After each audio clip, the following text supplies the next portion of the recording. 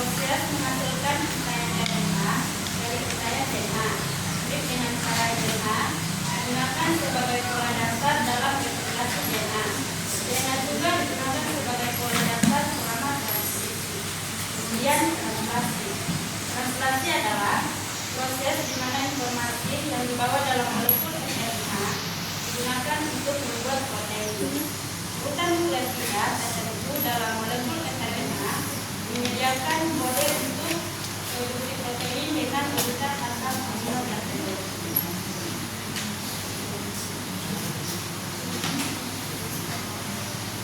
Materi yang kedua yaitu mekanisme yang akan dijelaskan oleh Dr. Fadal.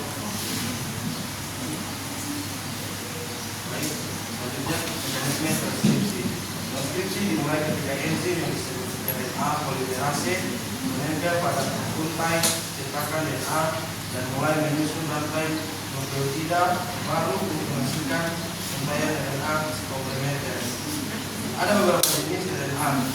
Pada eukariota ada beberapa jenis RNA polimerase yang membuat berbagai jenis RNA. Pada prokariota, satu RNA polimerase membuat semua jenis RNA. Secara umum, polimerase adalah enzim besar yang bekerja sama dengan sejumlah protein sel khusus lainnya. Protein sel ini yang disebut faktor transkripsi membantu menentukan urutan DNA mana yang harus ditranskripsi dan kapan tepatnya proses transkripsi harus terjadi. Tahapan inisiasi dari translasi terjadi dengan adanya RNA, sebuah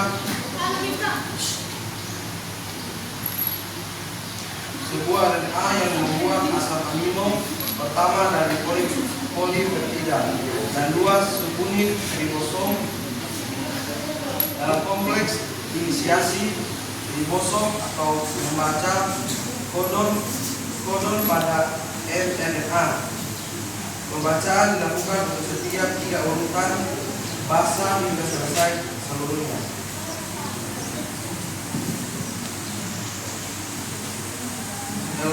Elongasi atau pemanjangan. Pada setiap elongasi dari translasi, asam amino ditambahkan satu persatu di bawah, satu persatu diawali dari asam amino pertama atau metionin. Ribosom akan terus bergerak dan membaca kondon-kondon di sepanjang mRNA. Selanjutnya terminasi atau pengakhiran. Transkripsi berlangsung sampai RNA polimerase mentranskripsi urutan DNA yang disebut terminator. Terminator yang ditranskripsi merupakan suatu urutan RNA yang berfungsi sebagai kondom terminal atau kode stop yang sesungguhnya. Sejumlah ATP diperlukan untuk membuat RNA polimerase melalui bergerak dari ujung 3 atau ujung karboksi bekas template ke arah ujung 5 atau ujung amino, serta RNA yang membentuk dengan demikian berarah 5,3.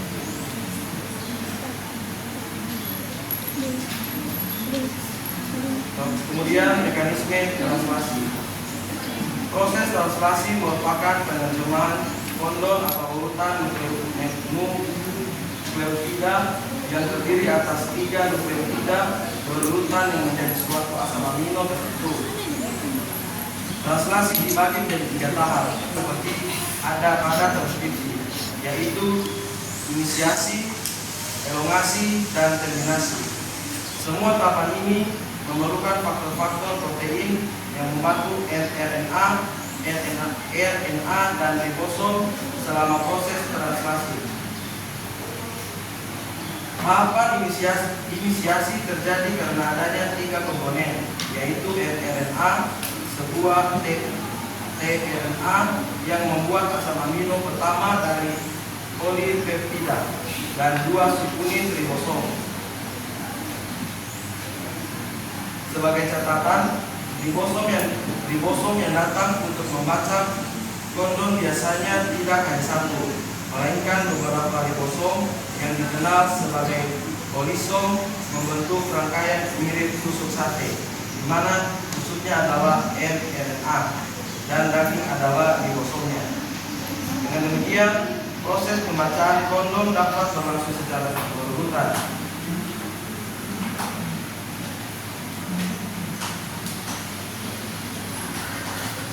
Kemudian terminasi. Tahap akhir translasi adalah terminasi. Elongasi berlanjut hingga ribosom mencapai kondon stop.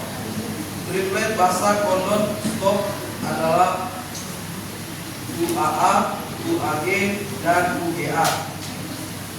Kondon stop tidak mengkode suatu asam amino, melainkan bertindak sebagai sinyal untuk memperhatikan translasi. Walaupun tRNA bertanggung jawab untuk mencocokkan asam amino dengan kondom yang sesuai dalam mRNA. Pada sel prokaryotik, transkripsi atau DNA menjadi mRNA dan translasi atau mRNA menjadi protein. Sangat erat kaitannya, sehingga translasi biasanya dimulai sebelum transkripsi selesai. Namun pada sel eukariotik, kedua proses tersebut terpisah dalam ruang dan waktu. mRNA disintesis di dalam nukleus dan protein kemudian dibuat di dalam sitoplasma. Baik, selanjutnya silakan kepada Saudara Kamila dan Yuri menjelaskan DNA.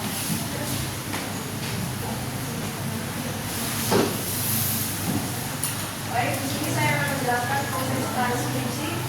Pertama-tama mari kita lihat bagian atas dari media ini yang berwarna hitam ini merupakan cetakan utama atau DNA yang berisi informasi genetik. Jadi transkripsi itu adalah proses pembentukan mRNA dari cetakan DNA dan terjadi di dalam inti sel atau nukleus. Proses ini sangat penting karena mRNA membawa informasi genetik dari DNA ke ribosom untuk diterjemahkan menjadi protein. Di dalam proses transkripsi ada 3 tahapan. Yang pertama, inisiasi. Proses ini dimulai saat enzim RNA polimerase menempel pada promotor, yaitu bagian khusus pada DNA yang menandakan awal gen. RNA polimerase membuka 2 untaian DNA dengan memutus ikatan hidrogen di antara basa nitrogen. Kemudian salah satu untaian DNA akan digunakan sebagai cetakan. Di media ini DNA digambarkan dengan urutan basa nitrogen, yaitu ATGC. RNA polimerase digambarkan sebagai kompleks atau jalur awal mulai membaca untaian DNA. Inisiasi dimulai saat titik tertentu, biasanya dekat ujung kiri yang dimana mRNA pertama kali mulai terbentuk. Yang kedua, elongasi. Setelah RNA polimerase menempel dan membuka DNA, kemudian RNA polimerase bergerak sepanjang untaian DNA cetakan dan mulai menyusun mRNA. mRNA disintesis dengan basa nitrogen yang komplementer terhadap DNA, yaitu adenin di DNA, urasil di mRNA, timin di DNA, adenin di mRNA, guanin di DNA, sitosin di mRNA, dan sitosin di DNA, guanin di mRNA. Jadi pada DNA terdapat urutan GTAC, maka mRNA yang terbentuk adalah CAUG. Kemudian mRNA tumbuh seiring RNA polimerase meluncur di sepanjang DNA cetakan. Kemudian yang terakhir yaitu terminasi atau penghentian. Proses transkripsi berakhir saat RNA polimerase mencapai urutan terminator di DNA. Jadi terminator adalah urutan DNA yang memberi sinyal agar RNA polimerase berhenti menyalin. Kemudian mRNA keluar dari inti sel menuju ribosom untuk proses translasi. Di sini bisa kita lihat bahwa mRNA sudah keluar dari nukleus yang ditandai dengan barisan lengkap basa nitrogen yang bebas di bagian bawah DNA. Selanjutnya rantai mRNA keluar akan digunakan dalam proses translasi yang terjadi di dalam sitoplasma sel, tepatnya di ribosom.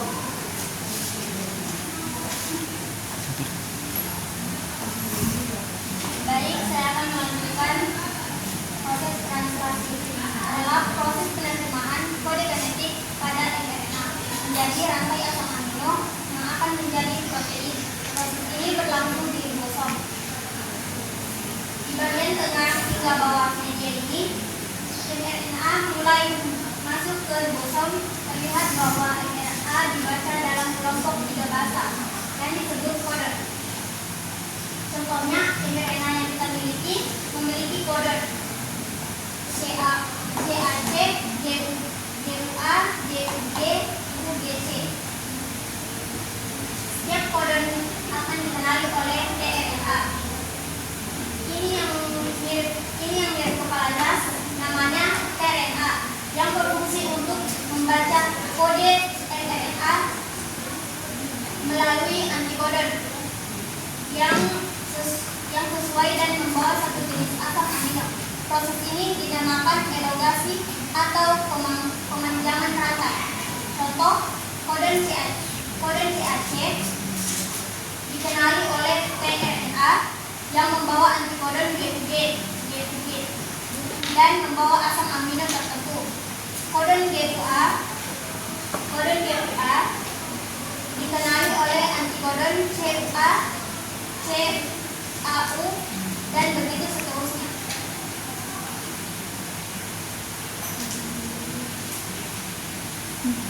Setiap tRNA akan memasangkan antikodernya dengan kode di mRNA,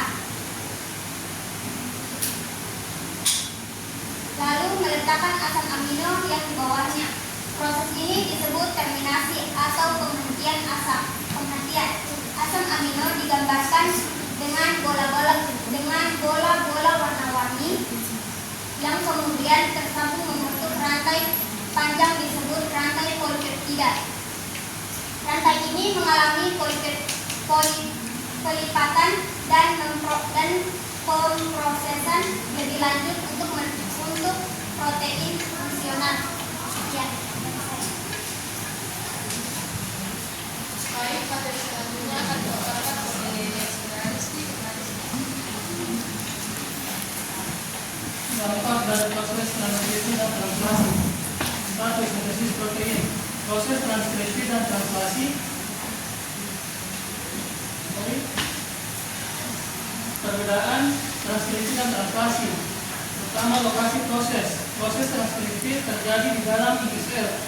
Enzim RNA polimerase membaca dan modifikasi kode genetik DNA menjadi molekul RNA.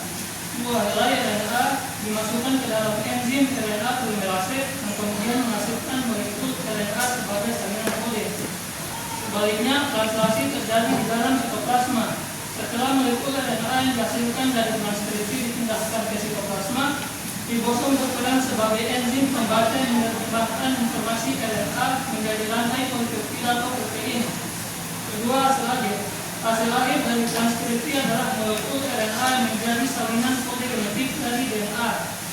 Molekul RNA ini digunakan sebagai panduan dalam proses translasi. Sedangkan proses translasi menciptakan molekul protein atau rantai polipeptida. Ribosom berfungsi menyatukan asam amino untuk membentuk rantai protein sesuai dengan urutan yang ditentukan oleh informasi genetik dalam mRNA. 3. ketiga, sintesis dan perubahan molekul. Transkripsi melibatkan sintesis molekul RNA dari informasi genetik DNA. Enzim RNA polimerase membaca dan modifikasi bagian-bagian DNA untuk menciptakan molekul RNA. Sedangkan translasi mengubah informasi genetik dari RNA menjadi protein. Ribosom berperan dalam merakit asam amino menjadi rantai polipeptida yang membentuk protein. Kemudian dampak dan proses transkripsi dan translasi. Gangguan dalam proses transkripsi dan translasi dapat memiliki dampak signifikan terhadap fungsi seluler dan kegiatan, seperti satu sintesis protein. Protein yang dihasilkan menentukan sifat dan fungsi sel, jaringan, dan organisme secara keseluruhan. Kesalahan dalam transkripsi atau translasi dapat menyebabkan produksi protein yang tidak berfungsi atau abnormal, yang menyebabkan beberapa penyakit. Regulasi ekspresi gen. Regulasi ekspresi gen memungkinkan sel untuk merespon perubahan lingkungan dan memenuhi kebutuhan fungsionalnya. Regulasi ekspresi gen sangat penting untuk perkembangan diferensi sel dan respon terhadap stres. Gangguan dalam regulasi ekspresi gen dapat menyebabkan penyakit seperti kanker. Tiga, variasi genetik. Perubahan ini dapat menghasilkan variasi genetik yang berkontribusi pada keanekaragaman hayati. Variasi genetik dapat mempengaruhi sifat-sifat organisme seperti warna, tinggi badan, dan kerentanan terhadap penyakit. 4. Dampak pada kesehatan. Kesalahan dalam transkripsi atau translasi dapat menyebabkan penyakit genetik seperti anemia sesabit, fibrosis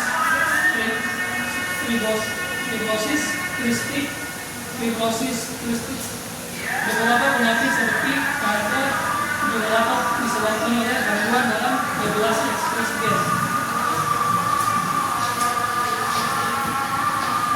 Baik, materi selanjutnya yaitu dampak dan gangguan dalam proses transkripsi dan translasi dapat memiliki dampak signifikan terhadap fungsi seluler dan kesehatan.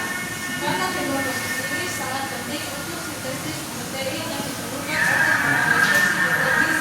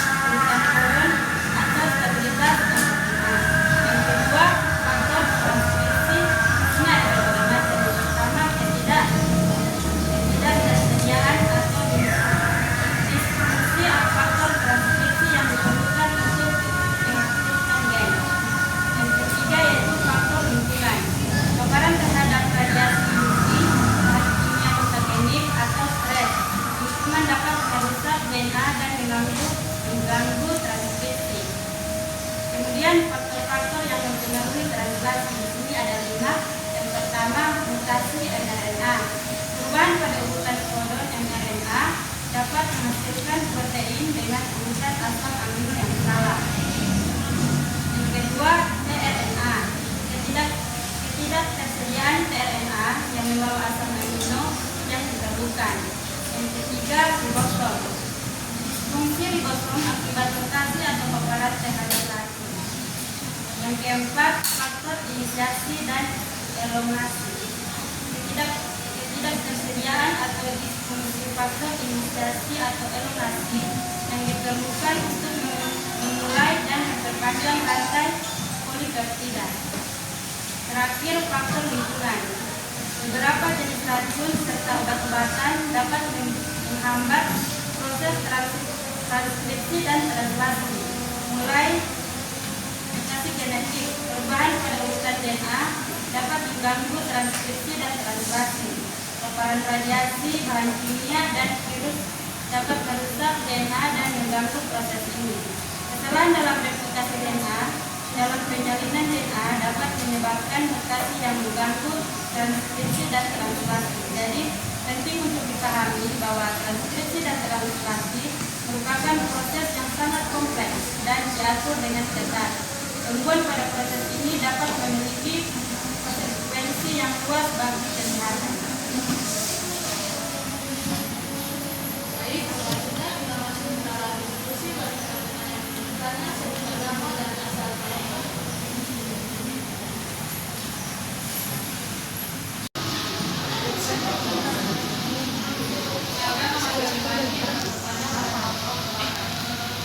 Apa saja faktor lingkungan yang mempengaruhi inisiasi translasi? Ingin bertanya ke kelompok 8.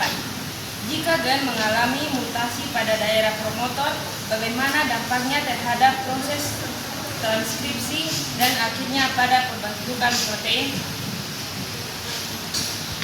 Akan manusia menjauhi dari penggunaan saya apa yang dimaksud dengan translasi dalam konteks ekspresi genetik dan bagaimana proses ini mengubah informasi dari mRNA, sRNA menjadi protein. Baik, kami akan menjawab pertanyaan dari saudara Milani yang akan dijawab oleh Bapak Prima, yang akan dijawab oleh Joker. Terima kasih. Di sini pertanyaannya, apa saja faktor lingkungan yang mempengaruhi inisiasi translasi? Faktor lingkungan yang mempengaruhi inisiasi translasi terutama relevan pada prokariot karena respon mereka terhadap perubahan lingkungan lebih langsung dan cepat dibandingkan eukariota. Namun, beberapa faktor juga dapat mempengaruhi pada eukariota, meskipun secara tidak langsung dan melalui jalur bensinyalan yang lebih kompleks. Ada beberapa faktor lingkungan utama. Yang pertama, nutrisi. Ketersediaan asam amino, nukleotida, dan molekul energi atau ATP sangat penting untuk sintesis protein. Kemudian yang kedua, suhu. Suhu yang terlalu tinggi atau rendah dapat merusak struktur ribosom dan mRNA, mengganggu inisiasi translasi. Kemudian perubahan suhu secara tiba-tiba dapat menyebabkan stres seluler, memicu respon yang dapat mempengaruhi inisiasi translasi, termasuk produksi protein siok panas atau Hershey protein yang membantu melindungi sel dari kerusakan. Kemudian stres oksidatif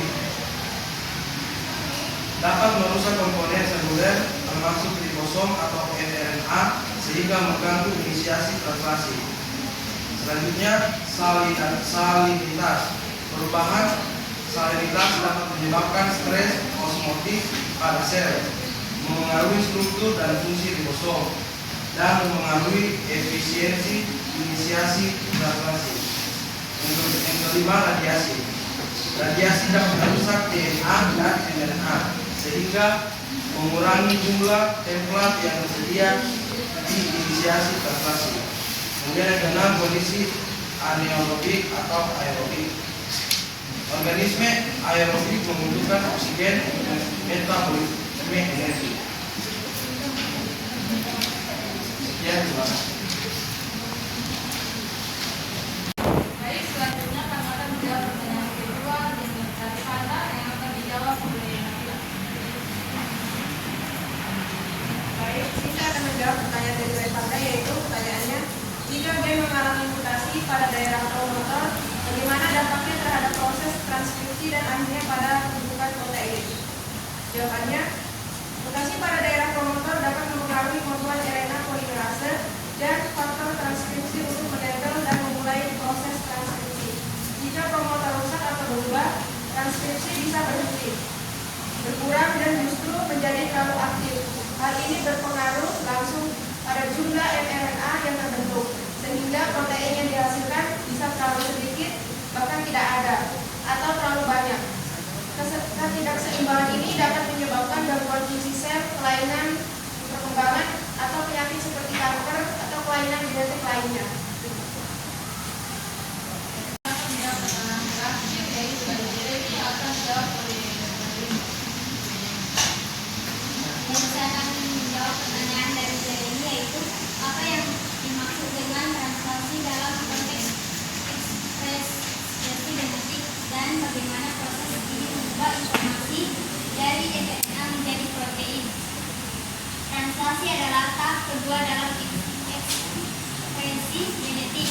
Setiap transkripsi di mana informasi genetik yang terdapat dalam mRNA digunakan untuk menyusun rantai asam amino yang kemudian dilipat menjadi protein fungsional. Dalam proses ini, ribosom organela yang berperan sebagai mesin penerima membaca urutan kodon pada mRNA. Setiap kodon terdiri dari 3 basa nitrogen yang menjadi satu jenis asam amino tertentu. Molekul tRNA membawa asam amino ke ribosom sesuai dengan kodon yang terbaca menggunakan antikodon yang saling berpasangan dan dengan kodon mRNA. Ribosom bergerak sepanjang mRNA dan menggabungkan asam-asam amino satu persatu menjadi rantai panjang mengikuti urutan yang ditentukan oleh mRNA. Setelah seluruh kodon diterjemahkan dan rantai asam amino terbentuk lengkap, proses transkripsi berakhir. Rantai ini kemudian akan mengalami pelipatan dan modifikasi menjadi protein dengan struktur dan fungsi tertentu dalam sel.